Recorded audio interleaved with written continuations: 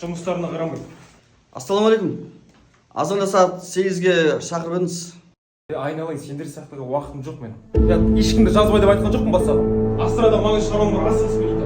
Онда жолыңыз болсын. Сәлеметсіз, ертең сағат таңғы 9-да кеңсеге келе аласыз ба? Сізді бастық өзім шақырып жатыр. Кіріңіз. Кел, бауырым. Кел бауырым. Жайғас. Бауырым, өткендегі үшін кешірім сұраймын. Қатты кетті. Шынымды айтсам, ол кезде шынымен Астанаға маңызды шаруадан асығыс едім. Бірақ мен қатты сөйлесем де, сен маған жолың болсын деп жақсы сөз айттың.